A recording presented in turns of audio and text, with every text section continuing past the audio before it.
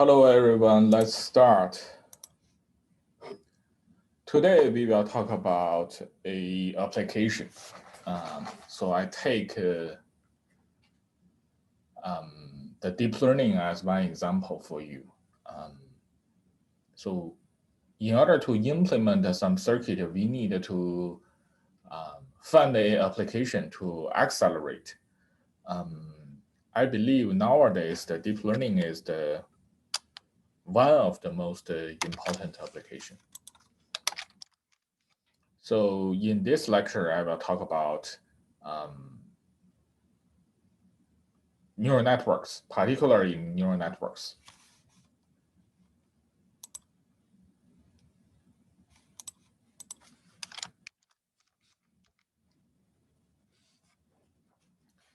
So traditionally, students have some machine learning background. So some students understand neural network better than me.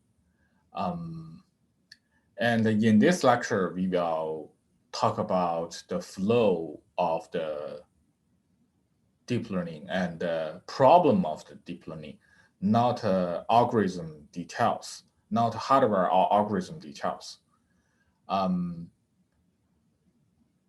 So we will emphasize on the interplay between hardware and algorithm. So why we need to, consider hardware overhead during the design of algorithm is the question I want to answer during this lecture.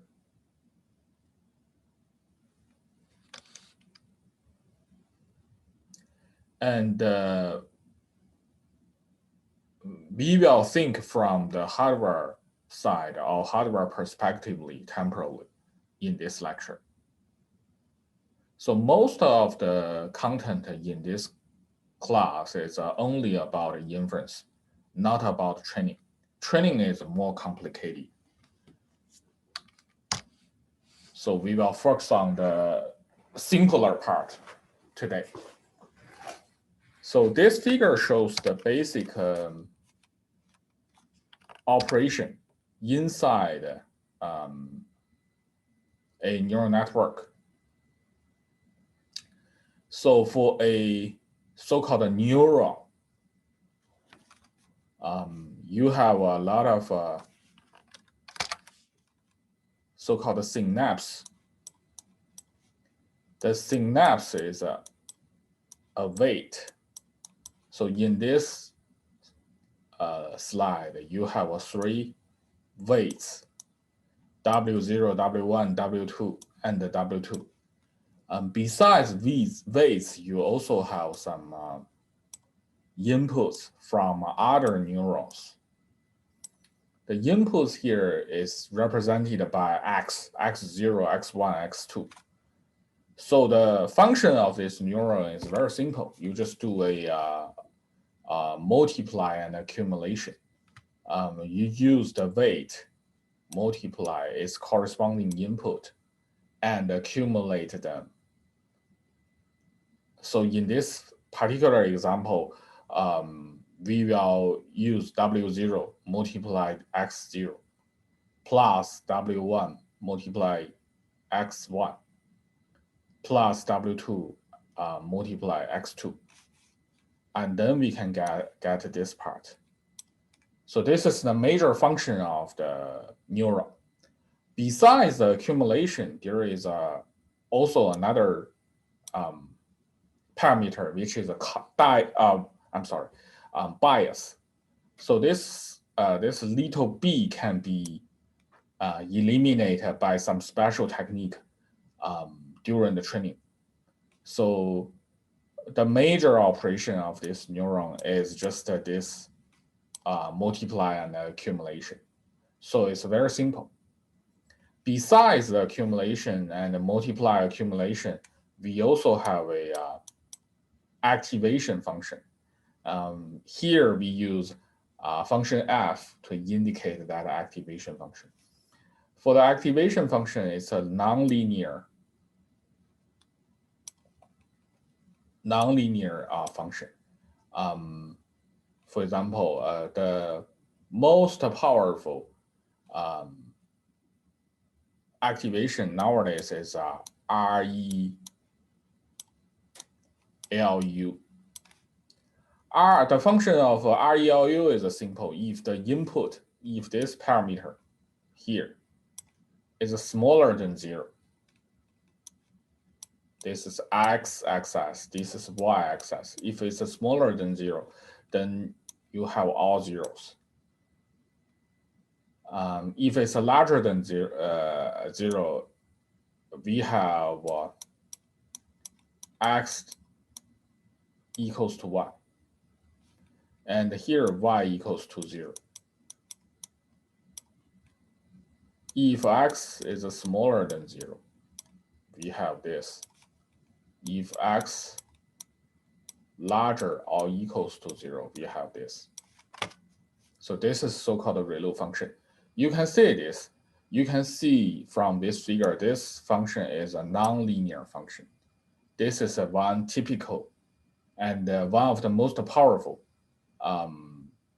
activation function. From the computing perspective, of course, the multiply and accumulation is the intensive operation we need to consider.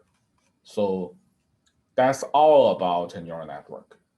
For a neural network, if we want to do inference, we just need to accelerate this multiply accumulation operation. Based on one single neuron, we can have, we can duplicate these neurons into some layer, which is a so-called hidden layer. So in this hidden layer, we have 4 neurons. And for this particular neuron, we have 3 inputs. With 3 inputs, we have 3 weights. And we do the multiply accumulation inside this neuron and then do an activation and send out the input, send out a output, I'm sorry. For this neuron 0, we send out output. We send out the output to new neuron in the next layer, the output layer. So for this neuron 1, the output of neuron 0 is the input of neuron 1. This is the connection. And along this edge, we have a weight for this neuron. If you have any question, you can interrupt me anytime. So by multiple hidden layers, eventually we can have a neural network like this. By this neural network, we can recognize the object inside this picture or image. Because we have a lot of these layers, so this is so-called deep learning.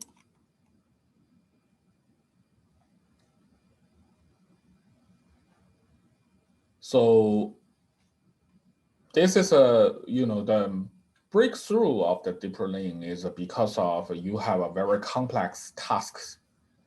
One of the most complex tasks is the ImageNet. So you need to classify 1.2 million image.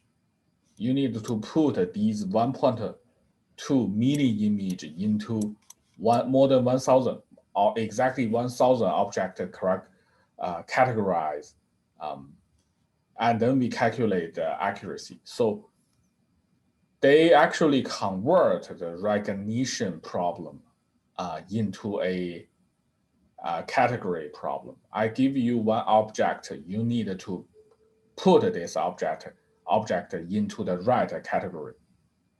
So this is so-called recognition tasks. And here are some examples. So when I put one image into the computer or GPU, it can automatically identify the object it can recognize. So the breakthrough of deep learning happens in 2012.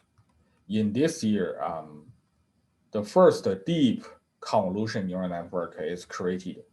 It's a so-called AlexNet. And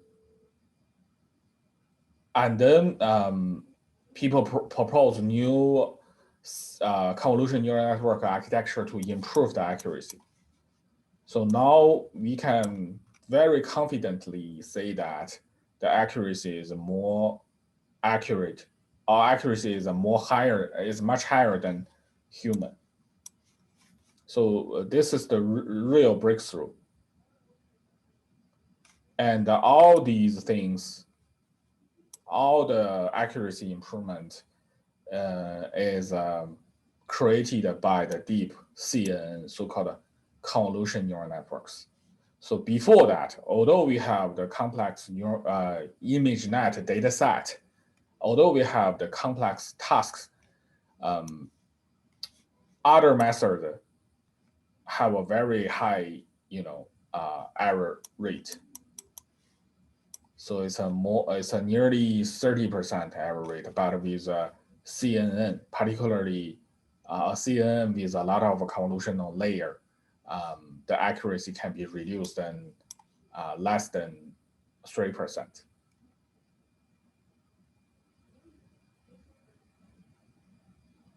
So this slide shows the typical architecture of a convolutional neural network. We just have multiple convolution layer here. At the last layer, we have so-called fully connect layer. And I have already presented the architecture, or the structure of the fully connect layer. This is a very typical fully connect layer. We have neurons, and we have a lot of synapse or weights for one neuron in this hidden layer. This hidden layer is a so-called fully connect layer. And then I will give you the more detail on the convolutional layer. The so-called convolutional neural network is consists of a multiple convolutional layer and a fully connect layer. And one convolutional layer includes so-called convolutions and activations. So here the activation is still the ReLU. You can see this is the ReLU function, nonlinear function. And inside a convolutional layer, more than 90% computation is actually consumed by the convolutions. So here is a table shows the computing overhead. In each column, we have a convolution neural network architecture. And then we have an error, input size, input image size, the number of convolutional layer, filter size. Filter size, I will explain what's filter, what's channel, what's thread, and a fully connect layer number, and a total weight number, and the total computing overhead. The computing overhead is measured by multiply and accumulation. This MAC indicates multiply accumulation.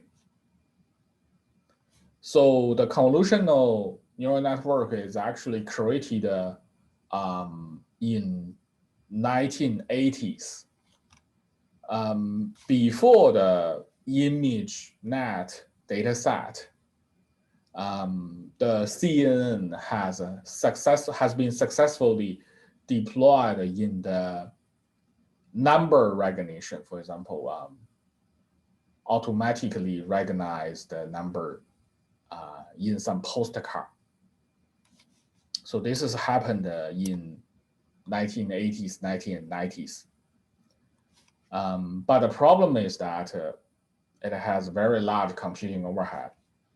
The input data size is very small. Otherwise, the overhead will be so large that the CPU cannot handle it. So you can see the image size here is very small, just 28 multiply 28. And also it's just black and white. So you only have a binary color for the pixel, for each pixel. So this is the overhead of the most famous CNN in 1990s or 1980s. So this is the overhead. You can see that if we apply the CNN on ImageNet, the data input size will be significantly increased. This is the image size. And also now you have a color, full color image.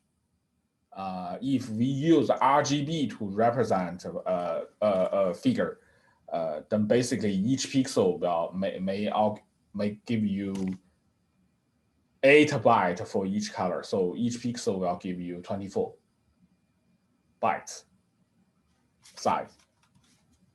So the input is the size of input significantly increased, and we need a more layer to improve the accuracy. So this is the overhead. You can see that this is huge. The overhead increase is huge. If you use CPU to do the inference for this AlexNet, then you can feel the it's very, very slow. So basically it's impossible to implement some real-time video by CPU. That's the reason why nowadays everybody use GPU to train or do the inference for a neural network. So you can see that when we increase the number of convolutional layers, the accuracy increased, the error rate decreased. Meanwhile, you have more weight because you have a more convolutional layer, and the computing overhead is significantly increased. Now this is the overhead. You have to perform 3.9 G. I think G is a billion Mac operation to finish to recognize only one image. That is very huge. And this Mach number is the overhead for the convolutional layers. You can see that when you compare this number against this number, you can see that most of the computing overhead is actually consumed by the convolutional layers. So I will explain what exactly the convolutional layer is.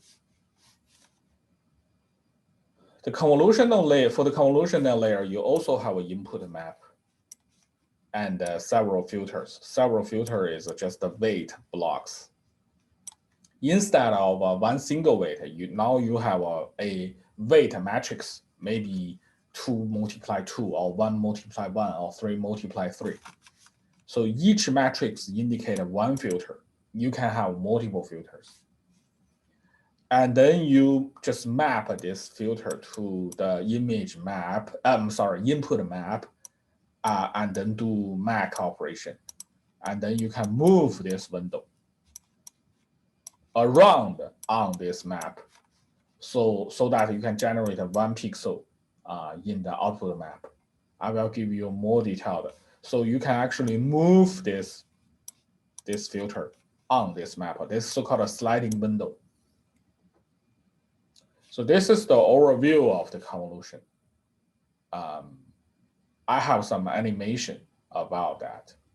So this is the animation. You can see these are 3, because we have RGB, okay? So we have 3 input channels, which is RGB. And then I have a 6 weight matrix now. Although I have a 6 weight matrix, actually, I have only 2 filters. Each filter includes 3 weight matrix. So I just, map, for example, this one, and then move the sliding window generate its corresponding output pixel. So you can see each window here will do a multiply and accumulation. We just do a multiply accumulation between 2, 3 multiply 3 matrix. And of course, here I also have 2 bias values. But again, the computation for bias is just trivial. You just add them together. So here I give you one example to calculate one step during the convolution.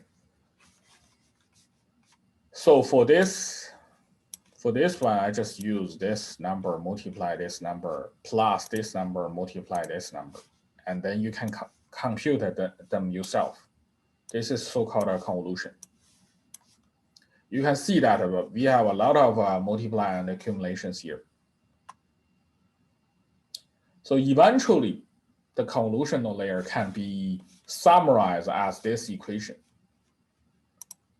We have a weight matrix, we have input matrix, and then we have a lot of multiply accumulations with some bias, and then the ReLU activation. So these numbers define the dimension of a weight matrix and the image matrix, of course. And these numbers directly decide the computing overhead of a convolutional layer. And of course, if you have a larger these numbers, the larger these numbers are, the higher computing overhead you will have. And the convolutional layer can be also rewrite into a C++ code. You can see that we just need a multiple for loop to summarize, to implement those convolutions. And this is input map, and this is the weight filter, and this is the output pixel. So you can see that I have 7 layers. 1, 2, 3, 4, 5, 6, 7 for loops. So if you use a CPU to do this, it will be very slow because CPU do this sequentially.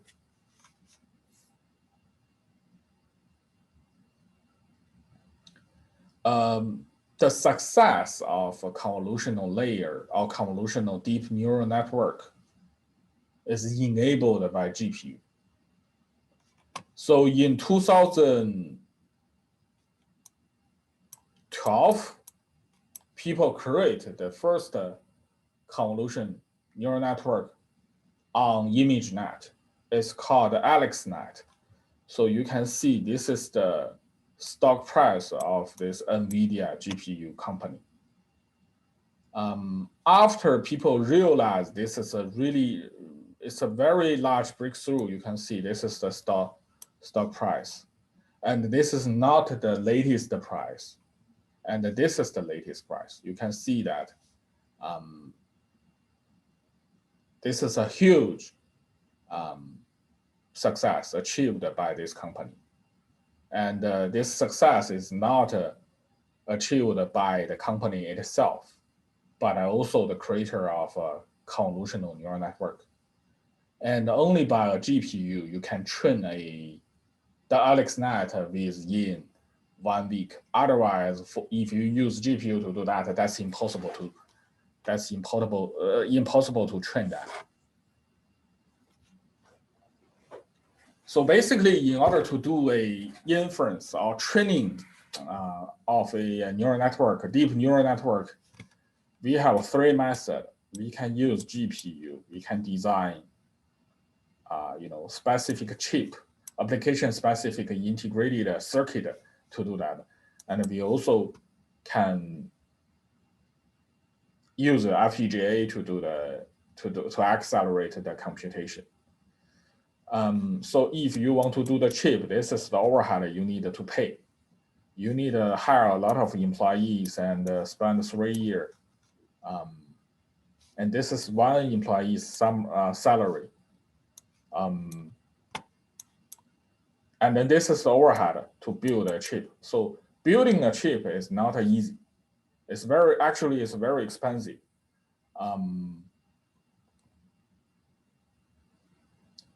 It's not doable for single people, for personal user, private user, but it's doable for the large company, for example, Google. Google just designed a so-called tensor processing unit, so-called TPU. Basically, it just create a very large matrix multiply unit. It's just a lot of fixed point multiplier, and then a very large on-chip buffer, and accumulator, of course. You can act an activation pipeline. You can see that the structure of this circuit is very, very simple. It's just a lot of multiplier, a lot of on-chip buffer, accumulator, and then activation pipeline. That's all. So the structure is a very simple, but the performance of this chip is very good. For the GPU, you need to consider a lot of video game, a lot of operating system support. So you need a lot of free-flow circuits. But for the TPU, it can only do the processing for neural network. So compared to the traditional GPU, it consumes a very low power consumption.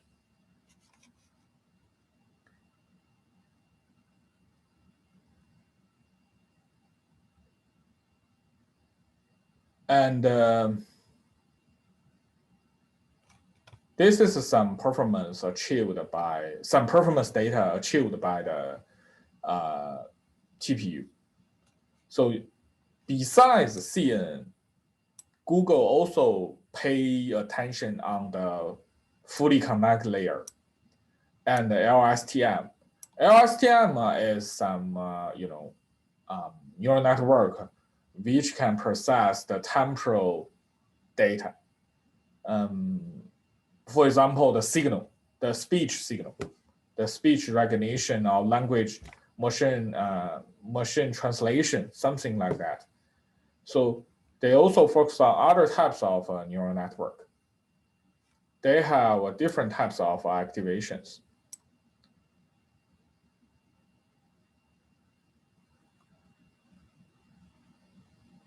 And they can achieve much better performance. I mean, shorter latency compared to or larger processing throughput compared to the GPU.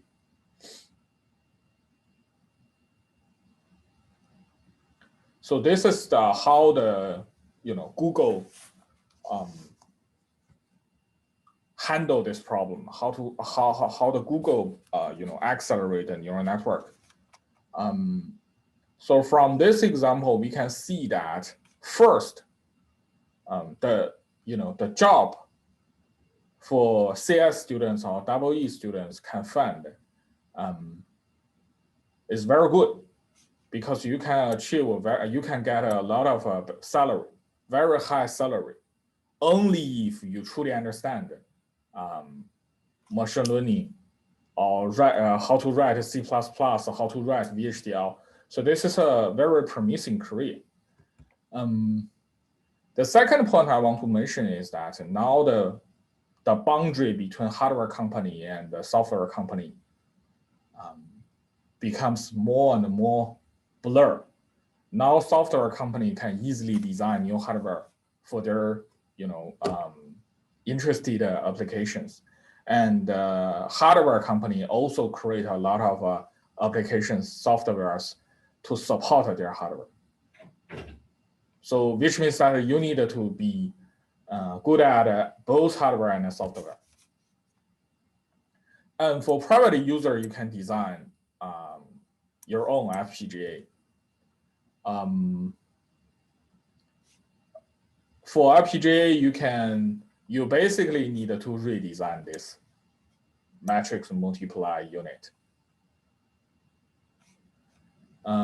You can write one multiplier here with an adder. So that will give you a MAC unit. After that, you can duplicate your MAC unit into multiple copies.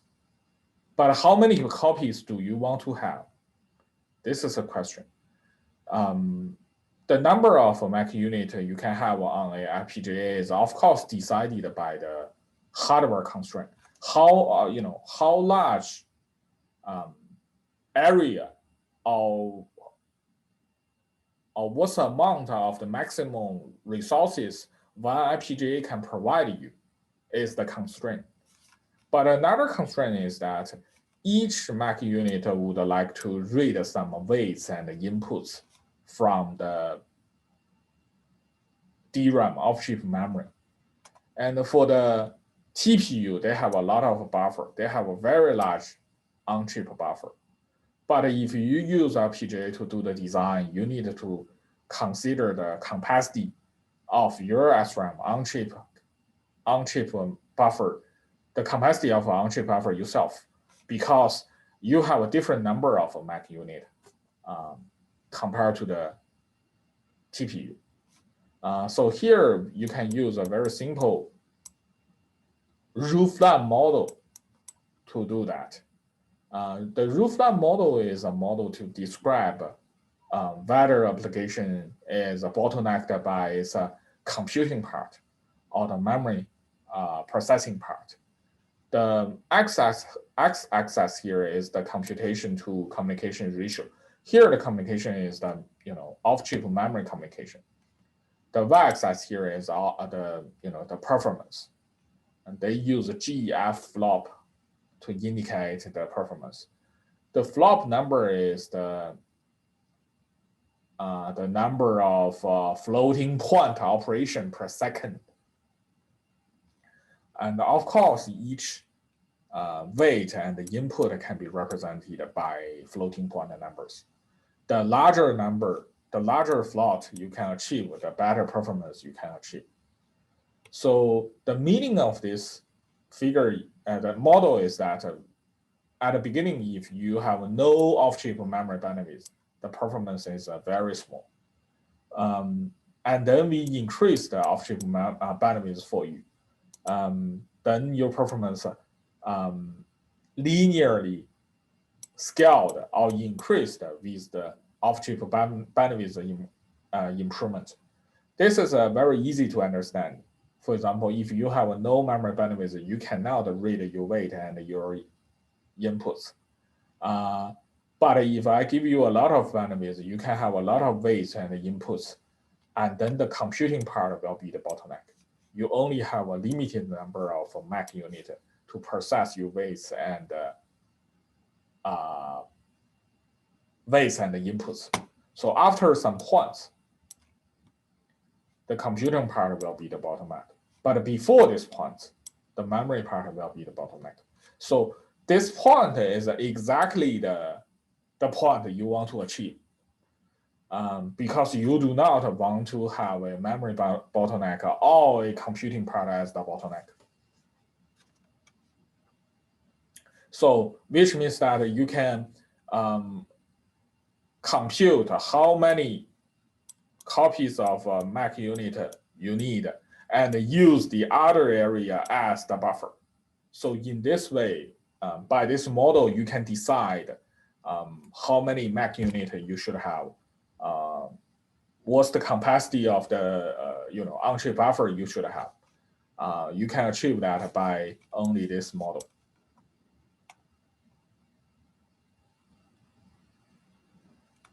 So based on the calculation, you shouldn't have these for MAC unit. You should use this area as the on-chip buffer. So maybe this is the best design you can achieve.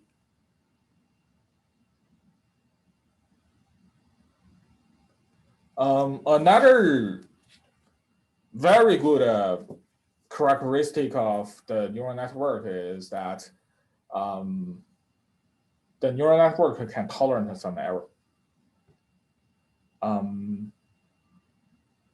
So you can give some inaccurate input, but still the neural network can generate the correct prediction or output for you. So, the neural network has some error tolerance. So for the hardware designer, they can take advantage of error tolerance to improve the efficiency of their hardware, to improve the performance or reduce the power consumption.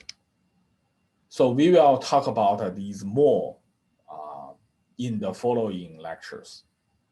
Today, we briefly introduce the basics of deep neural networks. We talk about the computation overhead of deep learning neural networks. We also talk about the traditional method, for example, the GPU or TPU, application-specific circuit, and FPGA, how to use these hardware platform to do the acceleration. In the next lecture, I will introduce how to modify the deep learning algorithm to make your hardware implementation more effective, more efficient. Any question?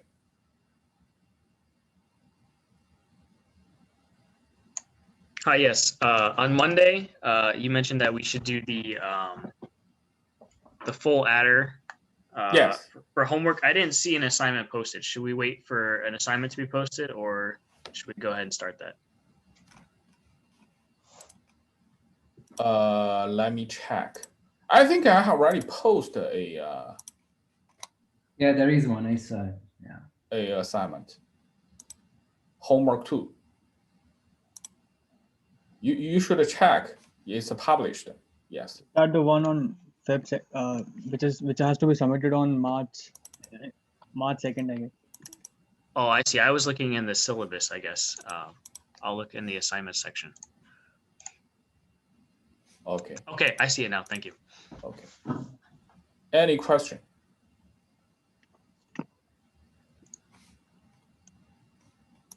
So if no question, we can stop today. Thank you very much. Thank you. Thank you. Thank you.